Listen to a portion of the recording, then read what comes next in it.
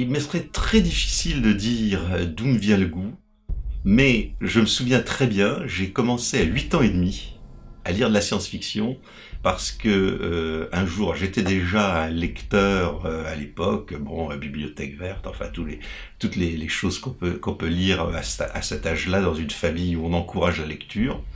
Et puis un jour, j'ai pris tout à fait par hasard, à cause de la couverture, hein, je le précise, le numéro 1 de la collection Anticipation Fleuve Noir. J'ai commencé, je fais partie sans doute des rares personnes qui ont commencé en lisant les 5 volumes des Conquérants de l'univers de Richard Bessières. Et là, ça a été d'un seul coup la révélation, quoi. Je me suis dit, ça, c'est vrai, ça, c'est de la littérature. Ben en fait, la science-fiction, moi je suis tombé dedans quand j'étais petit, hein. Et, euh, et ça a été assez fortuit. Bon, j'étais déjà amateur, tout môme. Moi j'ai appris à lire très jeune. Et puis déjà à 7-8 ans, je lisais des bouquins de Jules Verne ou ce genre de choses. Ou Le Petit Prince qui a bercé toute mon enfance. Et puis bon, mon père, à l'occasion d'une rougeole, où j'étais cloué à la maison, m'a offert 3 romans de science-fiction pour adultes, parce qu'il n'y en avait pas pour les jeunes à l'époque. Et j'ai découvert ça, j'ai lu ça, et ça m'a ouvert tout un univers que je pensais même pas que ça pouvait exister en littérature, quoi. Alors, si vous voulez, je l'avais déjà découvert avant, si je puis dire, puisque j'avais lu quand j'avais 7 ans à peu près, Le Monde perdu de Conan Doyle, dans une édition qui traînait dans la famille, et puis je lisais aussi beaucoup de littérature générale, et puis jusqu'à 11 ans à peu près, beaucoup de polars. Mais à partir de 11 ans, je ne sais pas exactement pourquoi, j'ai basculé vers la science-fiction, et je ne m'en suis jamais remis. On a envie d'en écrire parce qu'on en a lu avant. Et moi, j'ai été un grand lecteur parce que fils unique, je sortais pas beaucoup, j'avais pas beaucoup de jeux avec des camarades. Et j'ai lu beaucoup. Ça a commencé par Tintin, effectivement, ce qui est un petit peu en dehors de la science-fiction, mais pas tout à fait quand même.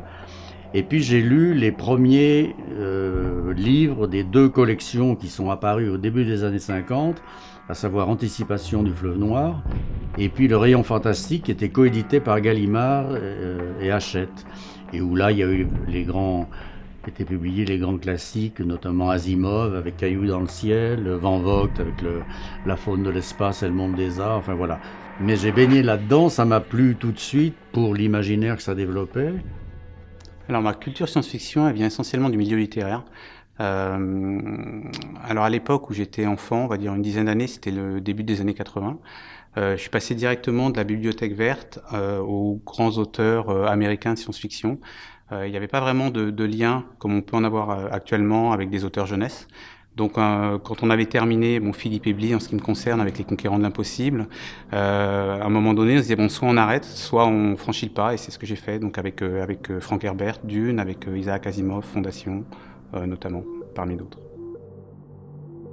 J'ai pas de texte d'origine vraiment qui m'ont orienté dans ce domaine, quoi. J'ai toujours aimé la littérature, disons, fantastique. Je crois que les premiers textes que j'ai lus fantastiques, ça devait être des textes de Kafka, de gens comme ça. Et petit à petit, j'ai découvert après, bon, il y a aussi Jules Verne, bien entendu. Tous les gamins à l'époque, ils lisaient ce genre de texte. Et puis petit à petit, voilà, je me suis intéressé à davantage de textes de ce genre. Et puis un jour, par hasard, je suis tombé sur Galaxy, alors que j'étais quand même assez jeune, dans un kiosque. Et puis voilà, je l'ai acheté et puis j'ai trouvé ça intéressant. Donc j'ai commencé à le lire régulièrement. Et puis j'ai vu qu'il y avait tout un monde de textes divers et variés et très littéraires qui étaient tout à fait intéressants et que je connaissais pas du tout, quoi. Oui, j'ai rencontré, si vous voulez, d'une part parce que mon frère faisait des études de médecine et était passionné par la science-fiction, qui n'existait pas à l'époque, et qui m'a fait découvrir donc des tas d'auteurs. Et alors après, je me suis mis aussi à chercher dans les bibliothèques, surtout la bibliothèque municipale d'Issy-les-Moulineaux où j'habitais à l'époque, tout ce qui pouvait avoir un rapport avec ce genre de littérature que j'aimais.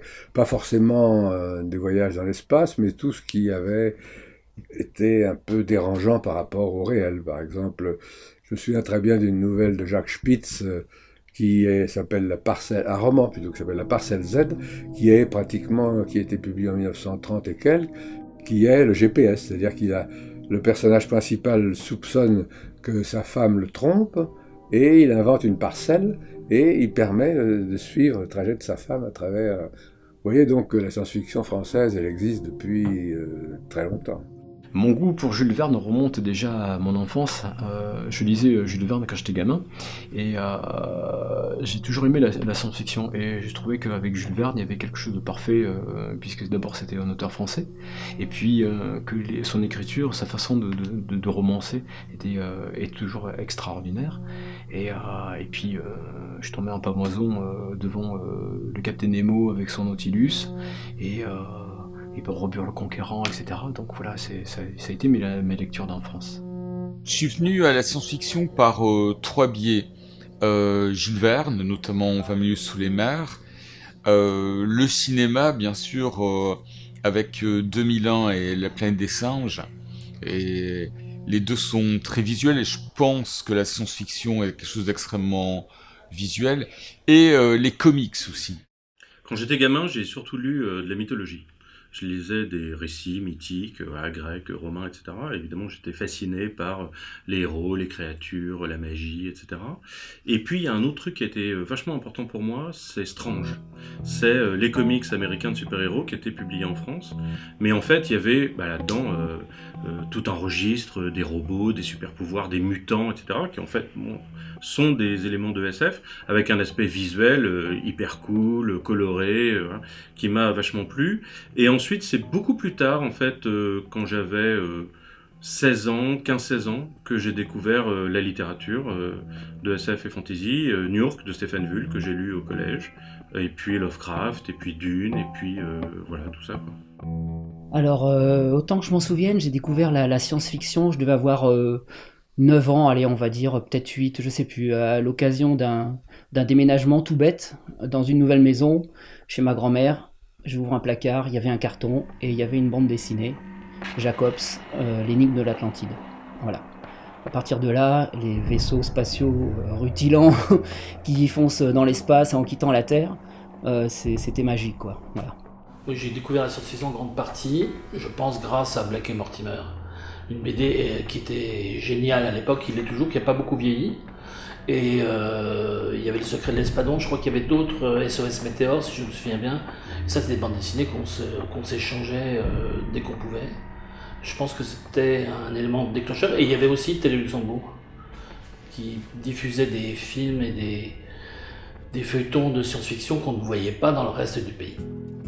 Je pense que j'entre dans la SF vraiment par la bande dessinée. C'est-à-dire, moi, je sors d'une famille où mon père était carrossier, plutôt au milieu foot. Ma mère était prof d'anglais, mais on lisait très peu, quoi. Moi, j'ai lu quasiment rien pendant l'adolescence, sauf les bouquins que l'école me poussait à lire. Et par contre, et je l'ai compris super tard, finalement, je lisais de la bande dessinée, sans me rendre compte, parce que c'était pas des livres, j'avais pas l'impression de lire, quoi. Et mon père avait une grosse collection de bande dessinée. Et du coup, je lisais des choses comme le Vagabond des Limbes, je lisais Les Druyet, effectivement Lone Sloan ou Exterminateur 17, des choses comme ça. Je pense que l'imprégnation est venue de là. La culture de science-fiction, pour ma part, je l'ai bâtie sur plusieurs choses. Il y a d'abord la bande dessinée, parce que sur la bande dessinée, je suis un fanatique de la période des années 70 en science-fiction française. Donc c'est Mébius, Bilal, Druyet, beaucoup Druyet, Mébius, voilà, donc déjà tous ces dessinateurs. Mais la vraie passion de la science-fiction, elle est plus née quand j'avais 18 ans. Moi je suis de 70, donc ça fait à la fin des années 80. Et là, je me suis vraiment mis à la littérature fantastique. Donc ça a été le vrai déclencheur. Même s'il y avait des choses dans le cinéma qui m'attiraient, que ce soit Alien, Blade Runner, évidemment, qui pour moi sont vraiment des monuments, mais au sens vraiment œuvre d'art. C'est pas que parce que c'est de la fiction, mais parce que c'est d'abord une œuvre d'art. Le déclic se fait avec la littérature, pour moi, plus tard, parce que j'étais pas lecteur. Et il y a eu un déclencheur, c'est Frank Herbert. Enfin, je crois que Frank Herbert, tout de suite, m'a fait décoller sur la science-fiction. Alors, les 4 œuvres, hein, les 4 œuvres qui m'ont vraiment fait découvrir l'ASF, c'est mon prof de français au lycée qui avait conseillé à ma mère de me faire lire de l'ASF, et donc c'est 4 bouquins géniaux d'ailleurs. C'est La nébuleuse Andromède de Ivan Efremov, qui est d'ailleurs un des premiers romans, un des seuls d'ailleurs romans qui décrit l'utopie communiste, hein, telle qu'elle a motivé des millions de gens. Il y avait Un animal de raison de Robert Merle, qui était excellentissime. Les plus qu'humains de Theodore Sturgeon et Chronique martienne de Ray Bradbury. Voilà. J'ai commencé la science-fiction ado, hyper classique, en lisant beaucoup de choses, beaucoup de littérature, tout genre, dont la science-fiction, dont de la fantasy. J'ai beaucoup lu de la fantasy. Voilà, donc j'ai toujours lu de la science-fiction. J'ai eu une petite éclipse, comme plein de gens, je sais pas, quand j'ai commencé à travailler ou juste après avoir été étudiant. Et j'y suis retourné assez rapidement puisque j'ai toujours travaillé dans l'édition. Et j'ai pu me lâcher quand j'ai travaillé pour J'ai lu, par exemple. Donc là, j'ai renoué à fond et j'ai pas quitté. Ma passion pour la science-fiction, ça vient de tout petit. Moi, j'ai lu Le Seigneur des Anneaux, qui est le premier texte qui m'a véritablement marqué quand j'avais 10-12 ans, qui est une lecture recommandée par ma maman, et qui lisait elle-même des trucs un petit peu transgenres déjà, quoi. Enfin, une littérature un petit peu particulière. Et ça m'a... Voilà, j'ai beaucoup aimé ce bouquin, donc du coup, ça m'a donné envie de creuser un petit peu. J'étais pas un lecteur très comment dirais-je, j'étais pas un gros lecteur enfant, quoi. Mais c'est vrai que Tolkien, ça m'a vraiment fait basculer dans un monde nouveau, et du coup, voilà, je lisais plus que ça, et là, je suis subitement retrouvé comme un gros lecteur. Par hasard, un jour, en fouillant dans la malle militaire de mon grand-père, je suis tombée sur un des premiers numéros de fiction, dans lequel il y avait notamment Les chiens de Terndalos de Belknap. Et j'ai passé une soirée à la fois délicieuse et abominable à trembler de trouille, parce que c'est un texte, le Lovecraftien en diable, est terrible. J'ai lu tout Robin Hobb, en fait, quand j'avais 14 ans. J'ai dévoré l'Assassin Royal en 2 semaines, la totalité de la série. Et du coup, ça a un peu changé ma vie, quoi. J'avais lu Tolkien avant, j'avais trouvé ça chouette, beau, très beau. Mais après, j'étais assez féru de classique. Donc, j'ai commencé à lire avec Dumas et Stevenson. J'aime bien les récits d'aventure déjà à la base. Et du coup, l'Assassin Royal, je sais pas, je me suis laissée emporter et j'ai pas lâché, quoi. Et depuis, ouais, je crois que je lis quasiment que ça. L'élément déclencheur pour moi, mon amour de la SF, c'est des auteurs femmes en science-fiction. Donc, la première, c'est Lee Brackett. Les hommes stellaires, les chiens musqués, tout ça. J'ai dévoré ça quand j'avais 10 ans. Et le grand crush, ça a été Chamblot de Catherine Moore. Après, ça a été Lewis Padgett, qui est un auteur qui, en fait, Catherine Moore plus Henry Kuttner, son mari. Et le tout traduit par Maurice Vian, autant dire que c'est excellent. La clé d'entrée dans la science-fiction, ça a été le Terminus les étoiles. J'avais 11 ans. Mon père m'a donné ce bouquin en me disant « Lis le petit, ça va t'intéresser ». Jusque-là, je ne lisais jamais. Absolument rien. Je lisais des BD, Tintin, Astérix. Et il m'a donné le Terminus les étoiles, je suis rentré dedans, je suis jamais sorti. Le bouquin qui m'a sans doute le plus marqué, c'est Micro-invasion de Richard Bessières, qui est un bouquin d'un Fleuve Noir Anticipation des années 60, qui est un bouquin, je l'ai pas relu depuis au moins 35 ans, il y a de fortes chances que ce soit très médiocre, mais c'est le premier bouquin de science-fiction que j'ai lu. Et j'avais 10 ans, et l'histoire, c'était des types qui se retrouvaient miniaturisés et envoyés dans un micro-univers. Juste l'idée qu'il y ait dans un atome puisse être en fait une planète, si on le prend à l'échelle microscopique, ça m'a explosé la tête. Alors, le premier roman que j'ai lu en SF, c'était Le Montreur d'étincelles, qui vraiment m'a accroché dans une bibliothèque municipale. Et j'en ai pas trouvé d'autres. Alors j'ai continué avec la collection Bibliothèque Rose, Bibliothèque Verte, tout ce qu'on trouve. Et un jour, je suis tombé dans la même bibliothèque sur le roman El Théor. Fleuve Noir, la collection classique du Fleuve Noir à l'époque où les couvertures étaient en couleur. Alors c'était naïf, mais là j'ai été emballé. Et après, j'ai fait tous les rayonnages de la bibliothèque. On est en 1978, si ma mémoire est bonne. Je m'apprête à prendre le train pour Paris. Je cherche dans un kiosque de gare un roman de policier je trouve pas, et je vois Le Cerveau solitaire de Jeff Sutton, je l'ai toujours à la maison, un roman de science-fiction. Je suis étonné, j'ai pas le temps de réfléchir, je l'embarque. Ça me semble étonnant, nouveau. Je découvre toute cette collection de Marianne Lecomte, Le Masque science-fiction, et au numéro 17, je tombe sur Philippe Cadic, qui est la rencontre de ma vie. Clairement, à mon avis, le premier élément déclencheur pour la science-fiction, ça a été la vision de films qu'il y avait le dimanche après-midi, des classiques américains principalement, à savoir Les soucoupes volantes attaquent la ville, enfin, ce qu'on appelait plutôt des nanars, c'est-à-dire en fait, des films qui dataient des années 50, mais qui donnaient un sentiment de merveilleux, et qui donnaient de l'icône. Bon, par la suite, quand même, j'ai commencé à lire, et puis en 75, j'avais 12 ans, j'ai acheté l'encyclopédie de la science-fiction par Jacques Sadoul. Et là, il y a eu un repère et un guide pour les achats de livres, et alors là, j'ai commencé à en bouffer. Ça, c'est ma culture personnelle de science-fiction, ça s'arrêtait notamment au cinéma, parce que je suis un grand passionné de cinéma. Donc j'ai vu les Kubrick, j'ai vu iRobot par exemple, AI de Spielberg, Star Trek, Stargate, tout ça, tout ce qui sera cette science-fiction, on va dire un peu grand public. Si on parle de mon goût pour la SF science-fiction, c'est-à-dire je parle pas de l'imaginaire, parce que l'imaginaire je t'aurais amené tout de suite à Tolkien et au Seigneur des Anneaux, je pense que le début c'est hyper classique, c'est Jules Verne et Philippe Ebely. Dans la bibliothèque verte, les Conquérants de l'impossible. Et pour moi, ça a été une révélation vraiment forte, Philippe Ebely, parce qu'il y avait des histoires d'ados, et puis il traitait les grands thèmes de science-fiction, le voyage dans le temps, les robots, etc. Alors j'ai aussi découvert la science-fiction à travers la bande dessinée franco-belge, et avec Yoko Tsuno de Roger Leloup. Et je me suis rendu compte après coup, qu'une fois grandi, qu'en fait c'était vachement bien d'un point de vue science-fiction, que c'est parce qu'il y a cette attention aux détails, cette attention un peu d'ingénieur à la technique, puis des bonnes histoires humanistes, et puis une héroïne, ce qui est quand même pas rien dans la BD traditionnelle. J'ai toujours lu de la littérature de genre, mais sans vraiment faire de distinction entre la SF, le fantastique et la fantasy, et en réalité sans même vraiment savoir que c'était des genres qui existaient à part entière.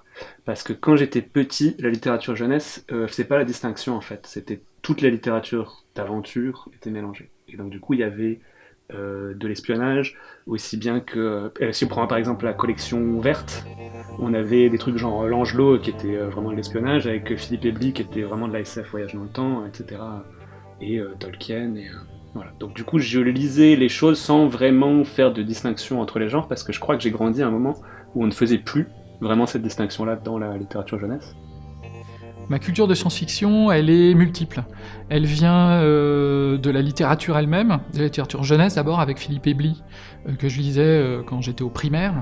Après, très vite, parce que dans la littérature parce que je suis un vieil auteur maintenant, donc dans les années 80, il n'y avait pas de littérature jeunesse à proprement parler. Il y avait la littérature enfantine qui allait jusqu'à la bibliothèque verte, puis après on passait directement dans la littérature adulte, et en littérature adulte, moi j'ai commencé en 6e à peu près avec des auteurs classiques comme Asimov, Robert Heinlein, etc. Des auteurs très très classiques. Alors je fais partie de cette première génération de personnes qui ont grandi avec la littérature jeunesse. J'ai grandi avec Harry Potter, mais j'ai grandi aussi avec... voilà, il y a eu un développement de la littérature jeunesse dans les années 90.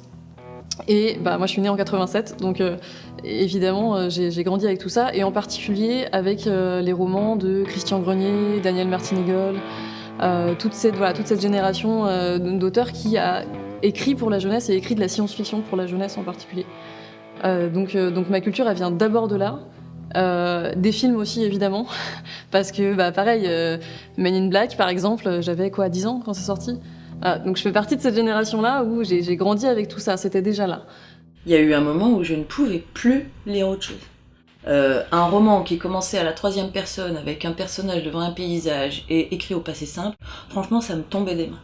Parce que il n'y avait pas assez de choses à faire. Moi j'ai besoin d'avoir quelque chose à faire quand je lis quelque chose. Soit reconstituer une histoire qui m'est donnée par petits morceaux, soit reconstituer une intrigue, soit reconstituer un monde. La science-fiction c'était ça.